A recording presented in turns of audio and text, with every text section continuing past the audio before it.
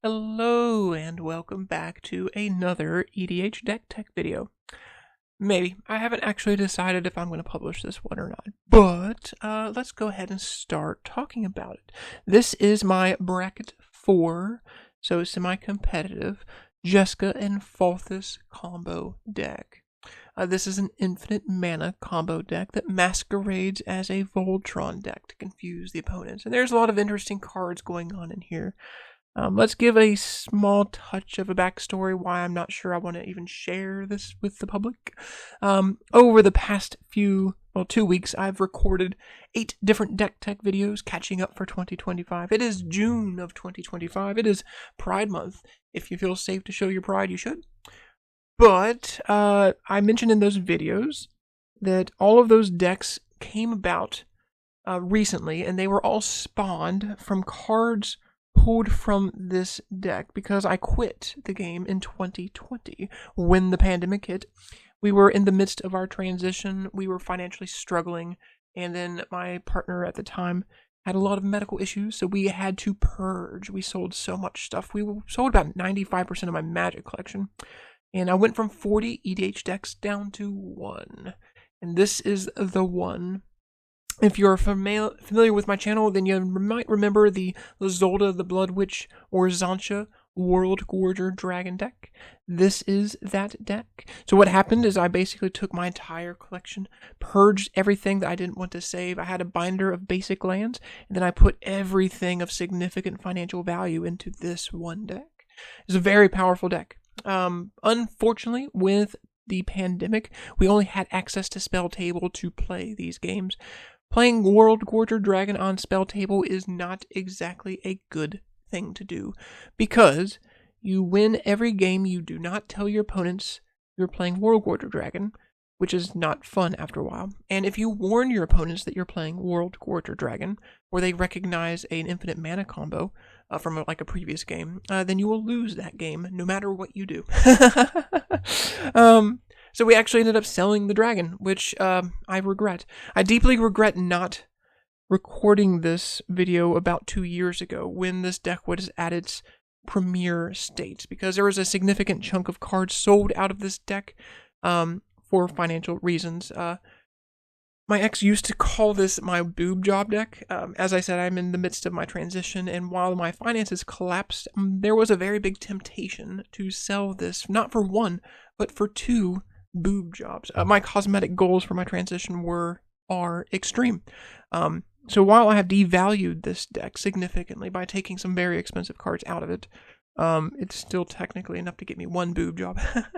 So there's some emotional damage that comes with this deck.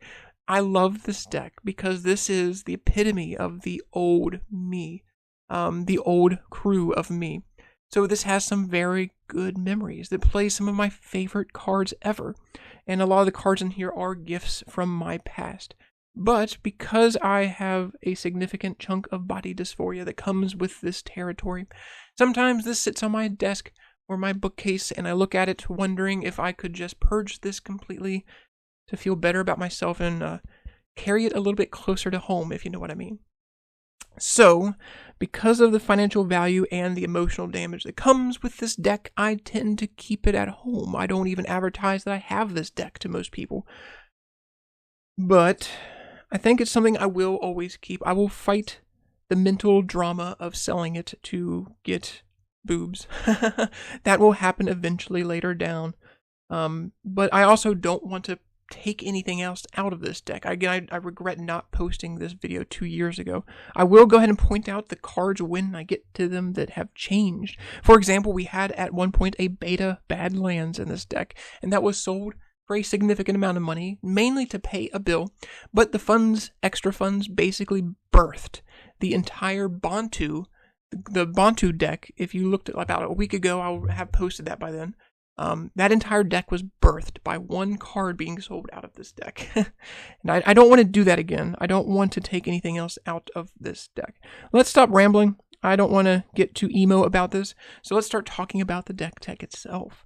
This is, as I said, an infinite mana combo deck. We'll go through the combos first and then card type, but let's talk about the commanders.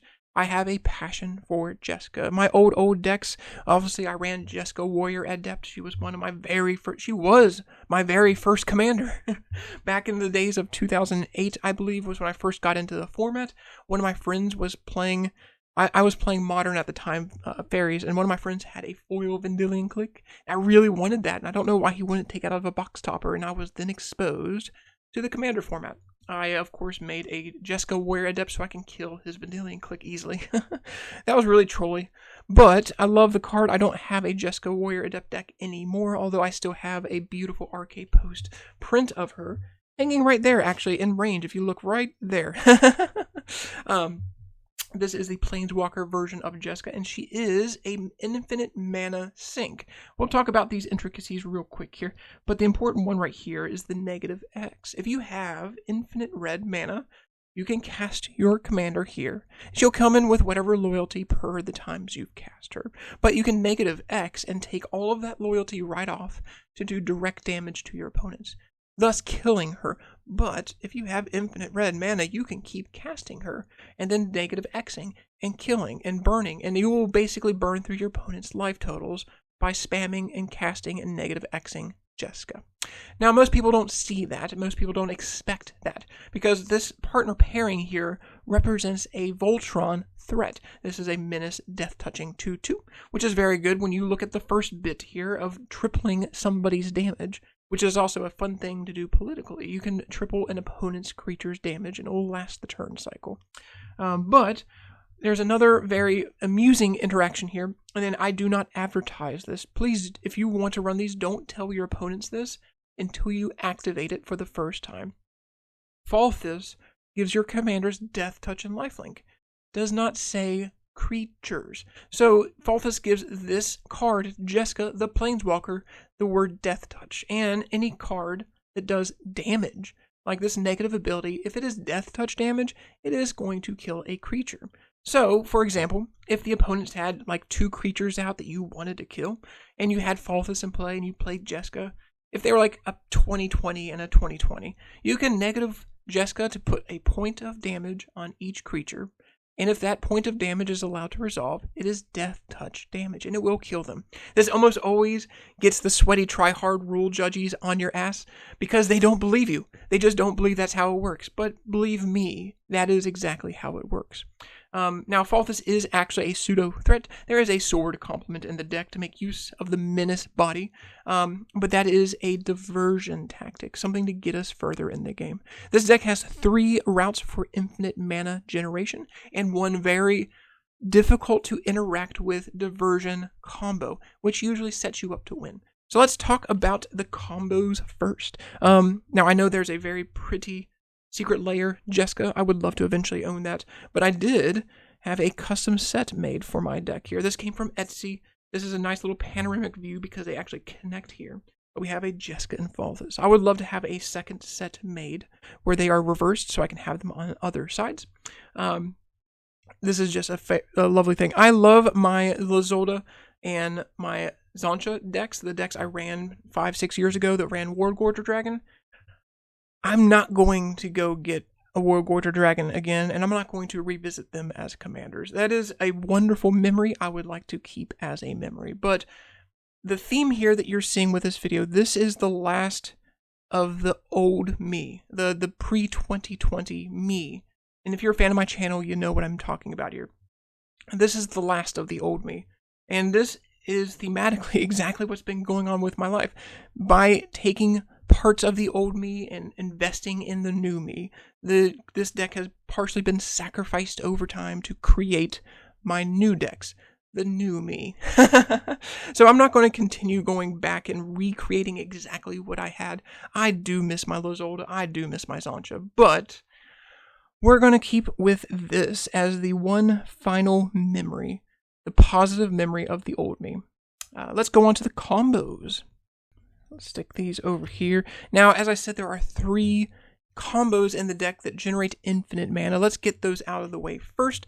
The most commonly seen one here we will work with is Cabal, Coffers, and Deserted Temple, and Rings of Brighthearth. If you are unfamiliar with how these combos work, I will slowly work through them, and then I'll put like a timestamp down here if you know the combos and you just want to see the deck list. So Cabal Coffers is a very good land. Taps for the number of swamps. As an assistance to Cabal Coffers, we have an Urborg in this deck, which makes every non-basic land a swamp. But with Deserted Temple, we can untap a land. So let's just say we have 5 mana floating after we activate Cabal Coffers. 5 swamps is not exactly a difficult thing to get to. We can go to 4 floating mana and activate Deserted Temple to untap a land. But with that 4 floating mana, we can use 2 of it to copy the untap ability of this. So we would then be able to untap 2 lands, including Deserted Temple itself.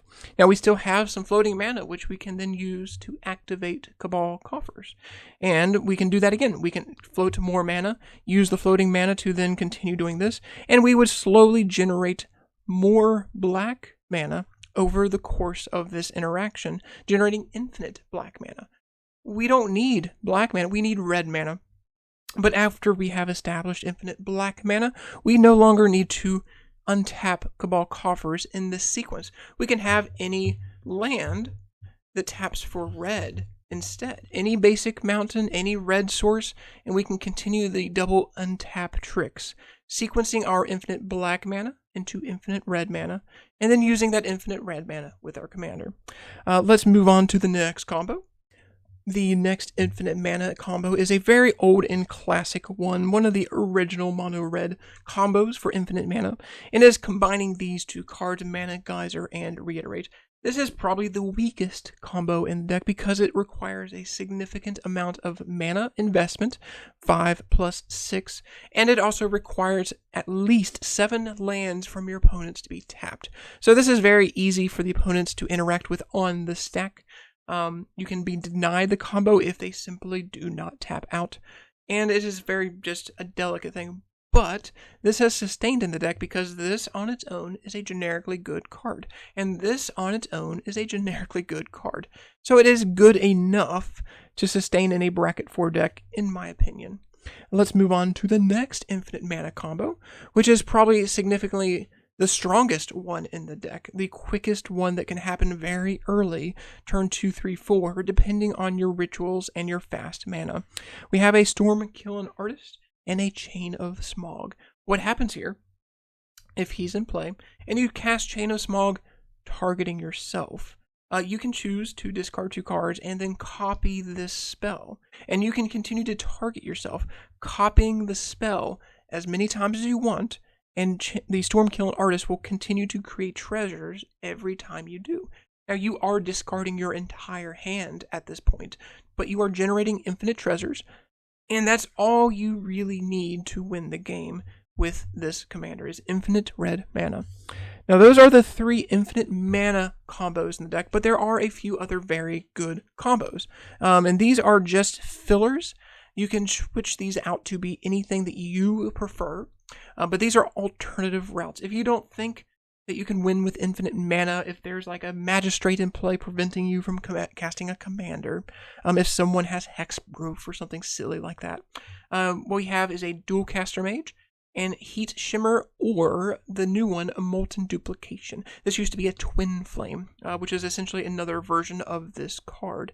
How this combo works: if there's any creature in play that you can target with one of these spells, you would cast this spell, or an artifact. You would cast this to make a target. With them on the stack, you would retain priority, and you would cast a Dualcaster Mage.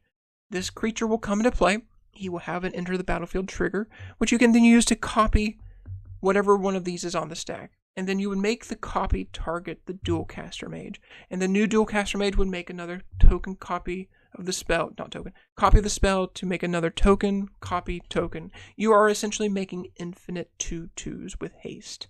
So this is a fantastic inclusion for a few reasons. Generic fork effects are always good on a body. This one helps us if we need to just attack earlier in the game with equipment. This can help us get some random ETB value off of an opponent's creature, or an extra artifact trigger if we want into end of turn. Now there is one other combo in here that is more or less a stall mechanic. I have been holding on to this card for many years. Way before we had the guy that got banned, and Hall Breacher, all those cards that denied card hate that got banned. We had a Marlin of the Mornsong EDH deck. This was a mono black 1v1 deck. We're going way back in our channel here. And it's always fun because sometimes I get DM messages asking if I've updated this deck when parts of this deck have just been significantly made worse over the eras. But with access to red in this deck, we have access to Stranglehold. So how this is working here, players cannot draw cards. This is wonderful at shutting off Rhystic Study, Mystic Remoras, Brainstorms, any kind of draw effect, especially in the command zone. It forces instead each player to look through their deck as a tutor on their upkeep, and that is what they get instead of drawing cards. Very powerful effect, usually warrants immediate spot removal. But if she survives, we have a Stranglehold. Your opponents cannot search their decks. There's this extra bit about skipping extra turns. That's not the reason this is in the deck. There is, of course, an essential duplicate part now. We have an opposition agent, which is essentially a secondary Stranglehold. Significantly better because it has flash and it gives us access to the cards. So if we have Marlin in play and we flash out the oppo agent when they go to tutor, we can literally just go get their Force of Negation and protect Marlin, or whatever removal we need to help sustain this board. This is not a game-winning interaction, but if we have access to a commander combo that kills creatures, like these two are used as creature removal, we are given a very big birth of time to sustain, to build our own win condition from this, stalling out the opponents. And this is hard to assemble, because these are 3 and 4 mana. It's a little bit expensive to put one piece into play and then the other piece consecutively after. So it tends to fall apart. But by trying to put them in play, we are getting removal and permission out of our opponent's hand. So we can try to then do one of our actual combos in the deck. So those are the combos. Let's put these back by card type order, and then we will actually go through the deck by card type. Let's go ahead and finish with the entire set of creatures. I've already shown you essentially half of the creatures in the deck. There's not that many. So again, we have Marlin. This is held in hand. Don't pop her out early. Don't try to get value. We don't have a Winding Canyons in the deck to flash her like we did in her dedicated deck. And we have the Oppo Agent, which is a generically good card on its own. Dualcaster Mage is a generically good card on its own. And the Stormkilling Artist, like Marlin, should stay in your hand until you're ready to abuse it in some way. Now we have an Orcish Bowmasters. This is, unfortunately, just a necessary card. It is very good when you combine this with Wheel of Fortunes. We have a Wheel and a Reforge in this deck, so we can do a nice amount of burn damage out of nowhere, if need be. We have a Dauthi Voidwalker, which is a fantastic card. This is a deck that has a handful of equipment, swords that want to trigger when they connect, so having a Shadow Attacker is good. Generic Graveyard Hate is good, and we might be able to rebuy something later. We have Xiaodun. This is a combo deck. We run Yawgmoth's Will, which tends to get countered. We don't have regrowth effects efficiently. We don't have like an Eternal Witness. We have a few flashback ways to rebuy our spells, but it is much safer to have that on a recurable body since we have some reanimation. And again, we have equipment in the deck, so a Horsemanship body is actually really helpful sometimes. Again, this is a deck that masquerades pretending to be a Voltron cat deck, crazy cat deck lady girl, until it's ready to combo off. So we have an Henrika. She is a wonderful diversion tactic. She could be a simpleton draw cantrip effect. She could be an equal psych, like an edict effect for everybody. But this is a diversion tactic. That's all her. That is literally the only reason she's in the deck. Easily replaceable with basically any other diversion tactic. And finally, we have a Godo. As I tend to rant on, even though this is bracket 4 in a rather strong deck, he is very expensive. 6 mana is very high for what this deck is trying to do. And we don't have combos with Godo, but we have enough equipment in here that he is worth including to get whatever equipment we need at that time to go for, like protection swords or something to get more damage on. Moving on to the spells. Again, I already showed a complement of these spells, but spells, this is primarily a spell slinger combo deck. So we have a lot to go through here. There is the Mana Geyser, generically good ritual. Reiterate, generically good copy spell. As I said, there is a Yawgmoth's Will in the deck. So if you expend these early, You can use the buyback ability from your graveyard if you have a Yawgmoth's Will running, but make sure you don't have this going to your graveyard if it's going to be countered under that same turn. We have the Heat Shimmer and the Molten Psyche. Again, these are very good. The third version of this was called Twin Flame. I did not believe this deck needed all three of them, because that is not the primary combo of the deck. If your deck is more of a creature-based combo, if you're doing like Necrotic Ooze, fun things, then that would be where you would want to shove all of these duplicating cards into your deck. But going on down, we have the Chain of Smog. This exists only in here to be comboed with the Little Dwarf. Very wonderful card, and I do hate seeing that one of my favorite chains, Chain of Vapor, the mono blue version of this, has unfortunately been slowly cycled out. Yeah, that was one of my favorite cards, and I hate seeing that it's been basically strictly replaced with the other bounce spell. We have some generic cards in here, very good early defensive cards. We have a Menace 2/2 Cat, so if we want to force him to be unblockable, we can remove a small dork if someone only has 2 creatures. This is also just a fantastic filler. One of the best spot removals in this color combination being an artifact, creature, or planeswalker removal at instant speed. I love Seb McKinnon's artwork. Every single deck I've posted, I think this is deck list number 9. Every single one has had some kind of Seb McKinnon artwork hidden within the deck, and this is obviously here for that reason. Force of Despair is a situational board wipe. This is fantastic if someone is going crazy with like a tooth and nail turn. They're flashing a bunch of things in, mass reanimating from a graveyard. It can be cast for free, but again, Seb McKinnon artwork. We have a Toxic Deluge and a Damnation as the most generic mono black available board wipes. We have a Dark Ritual.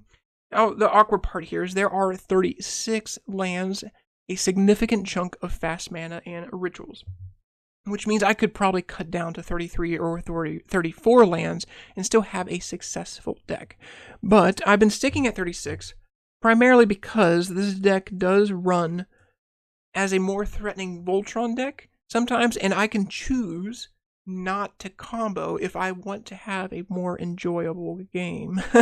So what we're doing is purposefully withholding a combo for the camaraderie and the enjoyment of the experience of the game.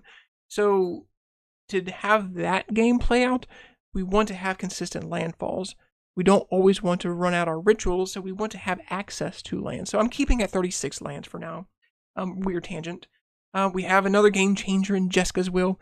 Flavorfully, obviously, we have to have Jeska and her will. This one is just an auto-include in any deck trying to do this. We do want to be careful not to exile combo cards that we cannot gain access to during that turn. But we have 2 commanders. It is very easy to get both modes activating at the same time, since likely at least Falthis will be in play. Going on down, we have a gigantic selection of tutors. We have an Entomb. We have a Crucible Worlds package in here. Again, this is a little bit of the shell of the Worldgorger Dragon deck is still here. We still have Necromancy, we still have Dance of the Dead, and we still have Animate Dead. So Entomb was a part of that package, but we have a Yawgmoth's Will style deck. We have access to creatures like Godo we would love to reanimate for value. And we have a Crucible Worlds with a Cabal Coffers Infinite Mana combo. So this is used mainly to set up for a combo. We hold on to this until we need it. Don't pop this off early. We have the generic tutors you would expect to see in a stronger deck. Seal Avarice is a new card. I really like this. If I were not leaning so heavily on the Stranglehold and the Godo and the equipment package, this could very easily become an Ad Nauseam style deck.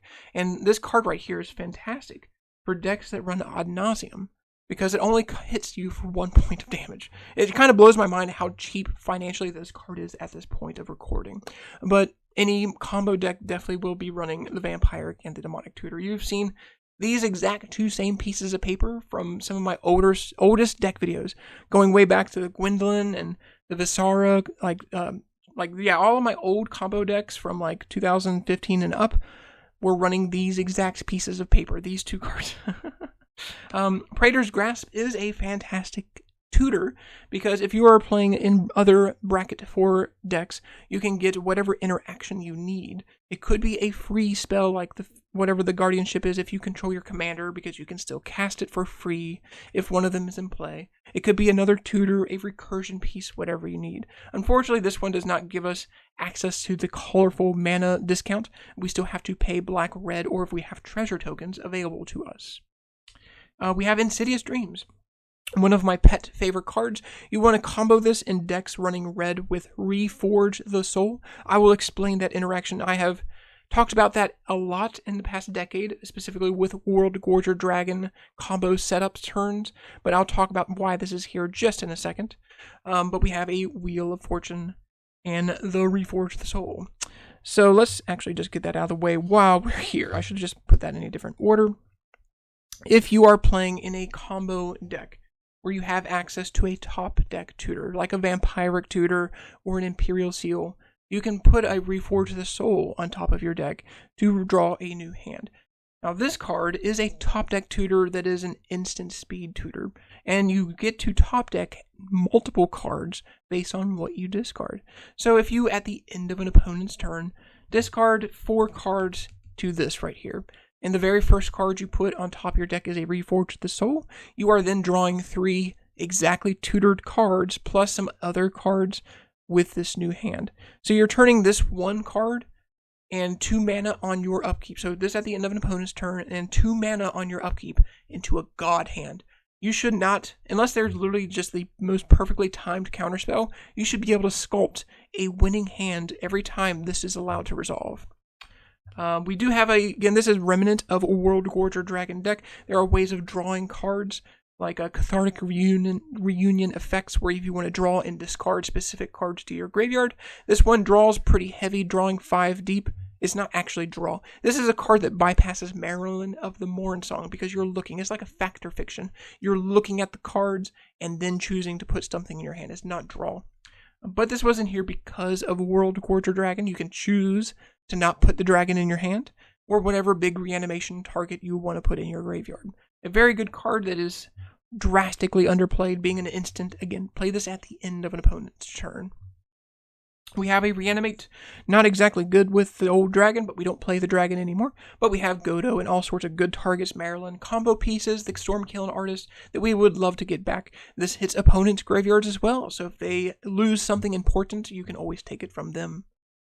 We have Past in Flames. This is onto our recursion package. There could be a Mizzix Mastery in the deck. I love Past in Flames. I played Modern Storm a lot. A lot. We love our little Goblin Electromancers. We love Gifts and Past in Flames.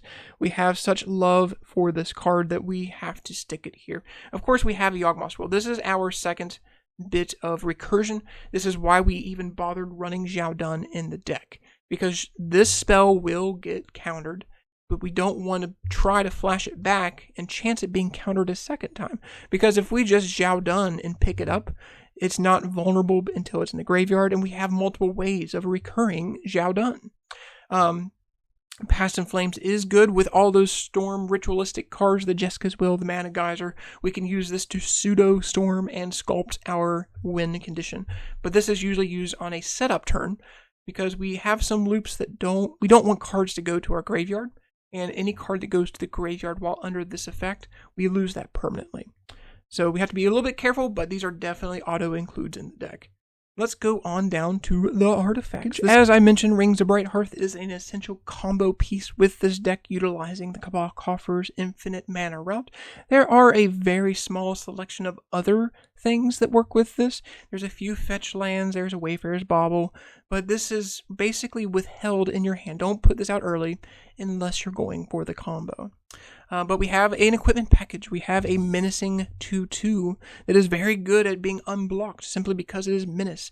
In most bracket 4 decks, unless it is a creature strategies you're going up against, out of your opponents, you can almost always have somebody you can get cat damage on. So tossing the land ramp swords on him, we have the 3 of them here. These are fantastic at getting us into the late game. Now this is where this deck might be considered more casual than a bracket 4, because we're not really that competitive when you consider just land ramping. But that is the masquerade. That is the trick, the joke of the deck. We are pretending that this and tripling the damage with the cat with Jeska is the win, like the win condition, and that really does disarm your opponents. But let's continue on. We have a few other swords of notable protection here. Sophie, Sword of Fire and Ice, specifically we have to be mindful for, because it gives the equipped creature protection from red, and our commander gives red effects. If we want to use Jeska to triple the cat's damage, we cannot do so while it has this sword equipped. That is one of the reasons, one of the more recent cuts here was also Seize the Day, the extra combat spell.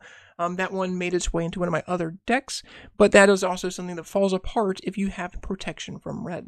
But we have Sword of Feast and Famine and Sword of Light and Shadow, the old Judge swords that I've had for an eternity.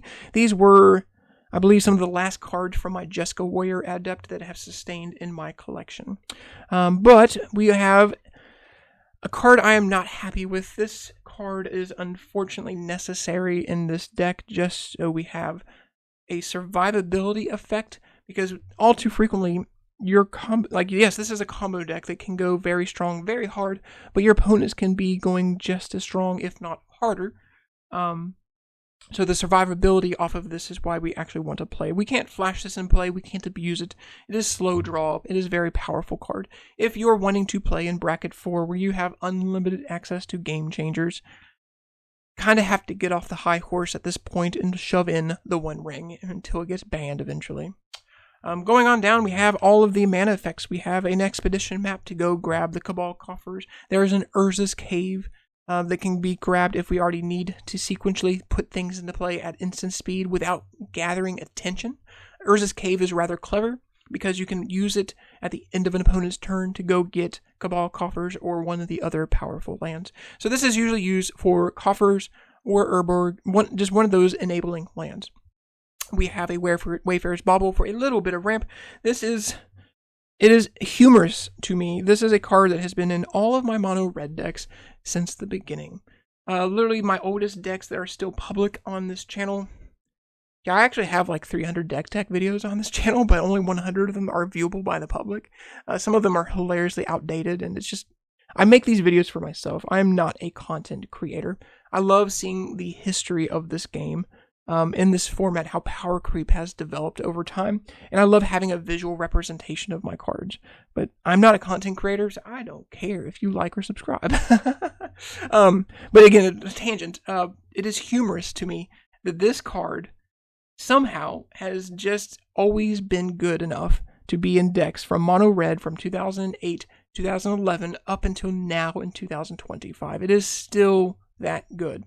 Again, this is one of the few effects like the expedition map we can use Rings of Bright Hearth to get a little bit of extra effect on. Hopefully we're not doing that though. We have a bunch of fast mana.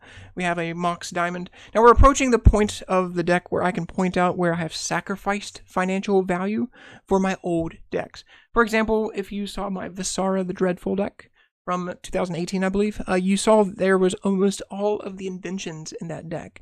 And those inventions were in this deck when I purged in 2020.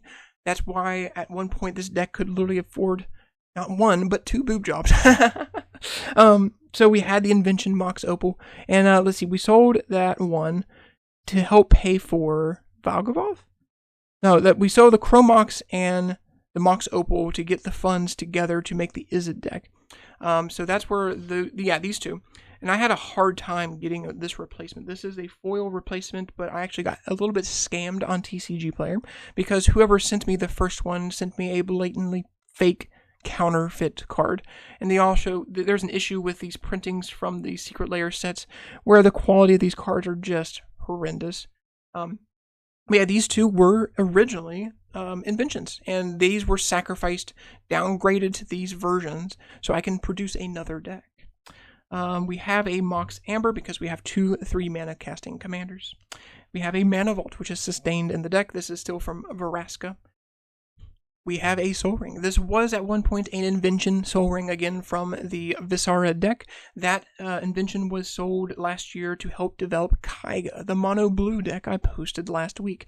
That entire card was sacrificed. The funds of that one card gave birth to an entire deck, Kaiga, the mono blue deck. We have my favorites, these are strict upgradable options. Please do not run these cards. I am showing my favoritism, my love for nostalgia by playing these cards still. And I unfortunately did sell. I had the Chinese censored foil 7th edition charcoal diamond in my collection. I don't know if I showed that in a video. It was in my Gwendolyn deck back in 2015. I sold that for a significant amount of money. That money was used to survive the pandemic. So it's a good thing that we were able to get money out of it. But I miss it. These are, of course, easily replaceable with any better mana rocks that have been produced in the last 20 years. I just have a fanaticism for them. But moving on down, we have a very pretty Arcane Signet in an old border, a very pretty Talisman Indulgence in an old border, and a very pretty Rakdos Signet in an old border. Finally, we have a Grim Monolith. Once again, this is a card that used to be foil. This is not a foil Grim Monolith. I did showcase the foil Grim Monolith in... It was either in Visara or my last Latoya Keldon Overseer deck. But I actually had a friend buy the foil Grim Monolith off of me. They knew it was a legitimate card that I had been lording over their head for well over a decade. And they knew I was financially struggling. So they made a trip up to visit. They specifically bought the foil Grim Monolith off of me and gave me money to help pay for a bill. And the Karazikar deck. The entire Karazikar Group Hug Rakdos deck that you've seen me playing on my channel last year, and I'll have a new deck list here coming up shortly. That entire deck exists because I sold one foil card, and I got a non-foil card in its place. So, yeah, part of me really does regret. I should have recorded this deck list 2 years ago to showcase these gorgeous cards. Finally, there is a Crucible of Worlds. This is here to help us rebuy Cabal coffers when it inevitably gets destroyed. We have an Entomb. We can use Entomb and Crucible to go get what landfall we need. We have a few fetch lands. We have a Wasteland and a Strip Mine. So Crucible is a generically good card on its own, but in this deck specifically, it is helpful for our combo and to interact with the opponents. Moving on down, let's get the enchantments out of the way. We have a few.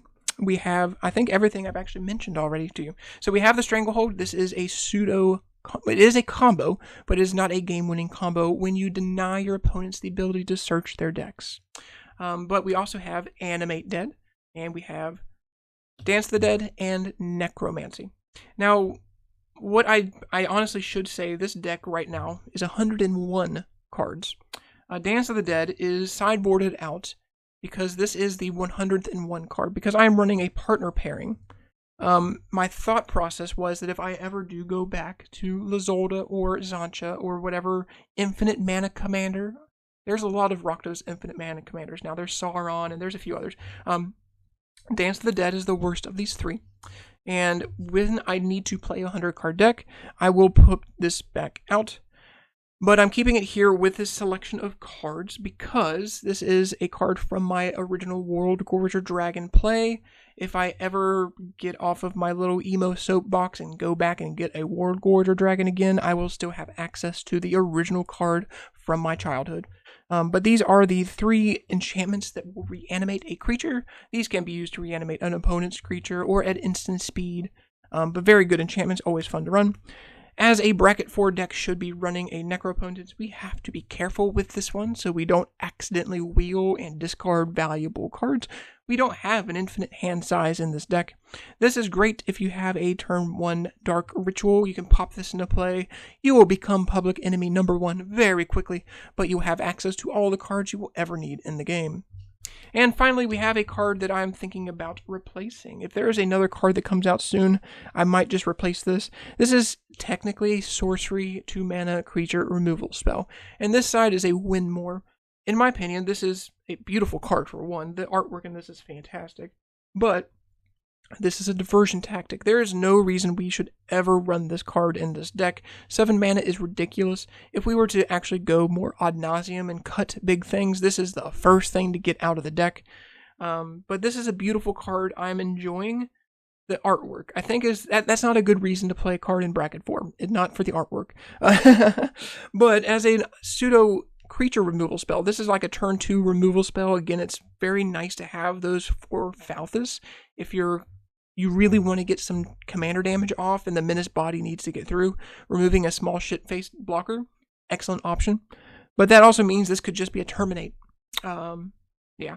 easily replaceable card. I'll probably replace that soon. Let's go on down to the lands next. These are exactly the lands you would expect to see in this deck. Let's break this apart from the basics and the non-basics. So, we have the combo lands. We have Cabal Coffers. We have Deserted Temple, the two essential lands that enable us to have infinite mana. We have an Urza's Cave as a utility piece to get one of these at instant speed.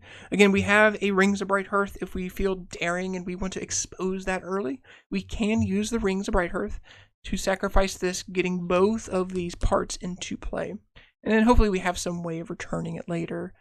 We have to be careful. I wouldn't actually recommend that line because you're really exposing the rings to removal, and these require the rings to work. We do have an Urborg as another additional utility piece to go with these. It will discount the number of swamps required to go infinite to jumpstart the combo. But this is also basically just a good color fixer in a 2-color deck. But we have some techie lands. I did unfortunately sell my Minamo, the foil Minamo that I used to run. These came from my Gwendolyn deck.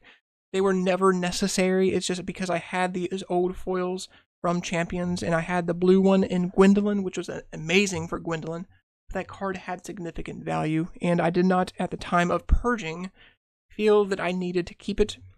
But I still have these two. These are fantastic for an evasive commander. We want to get our Falthis through. Falthis does rack up kills, but you can also use these politically. These don't have to be on your legendary. You can use these to protect an opponent's creature commander. You can make deals in combat. Going on down, we have the colorful lands in a 2-color deck. We have a command tower, a reflecting pool of this very pretty Shadowmoor hollowed out plains symbol 1.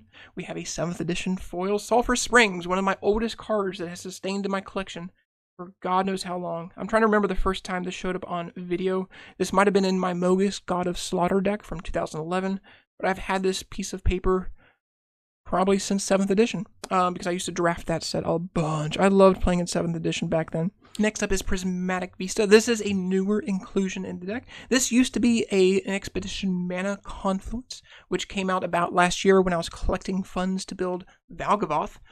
So that card came out to sell. This came into the deck as another fetch land to go with the Crucible of Worlds. Probably a strict upgrade, but of course an invention. Mana Confluence was very pretty to have, unfortunate to sell. There is the Bloodstained Mire, my last of these beautiful Judge cards. My Modern and Legacy decks ran so many of these beautiful Judge fetch lands. This is the last one I own, unfortunate. There is the 3rd edition revised Badlands. This was a beta Badlands at one point. That is the card that I sacrificed to pay off a humongous debt, and it literally built my Bantu deck. The Bantu, the glorified deck list that you saw last week, that entire deck, except for the basic lands, and like 2 or 3 cards, came from the funds of me taking a beta Badlands, selling it, getting the funds to buy this, and pay off a bill, and the remainder of those funds paid for Bantu. So this deck has birthed 8 different EDH decks, and it's just entertaining to see what it could have been financially. We have a few more expeditions. We have the other fetchable targets for the Bloodstained Mire in Blood Crypt, Smoldering Marsh, and a Graven, not fetchable, but Graven Cairns to go with the complement of expeditions, Ancient Tomb, Strip Mine, and Wasteland. These 2 are fantastic to go with any deck running Crucible of Worlds. We have a Voltron commander, somewhat. So we can always play these as the excuse of an early game that we'd want to make sure no one is playing a Maze of Ith to get our commander tapped down. Again, that's a diversion tactic. We don't actually want to waste our landfall messing around with that. We actually want to have a higher volume of these because these could be a swamp under an Urborg effect.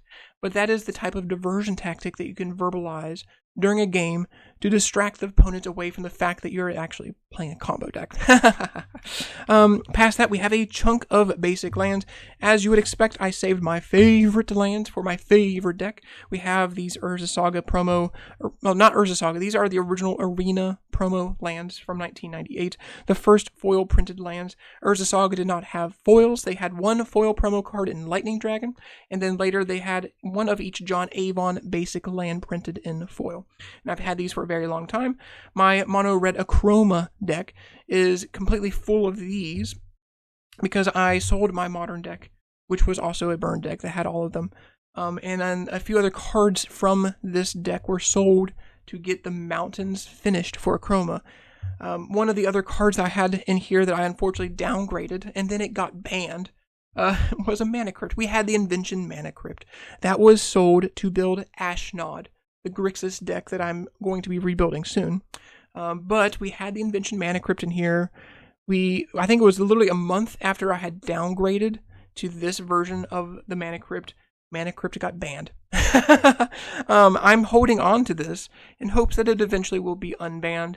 And if it is, this would replace one of the lands.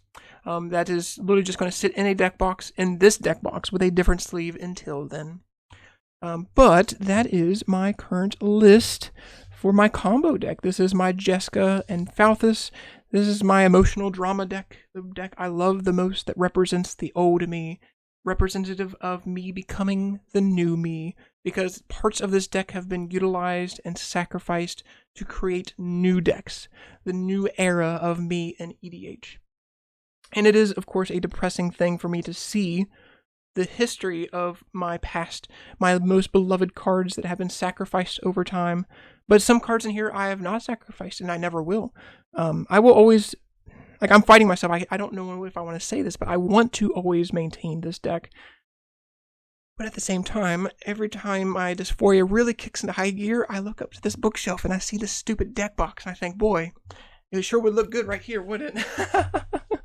Oh boy. I don't know if I'm going to publish this video. As I mentioned earlier, I have a bunch of videos on my channel. I'm not a content creator, but I love making these videos so I can see my collection of cards, my deck ideas, and the interactions over the times.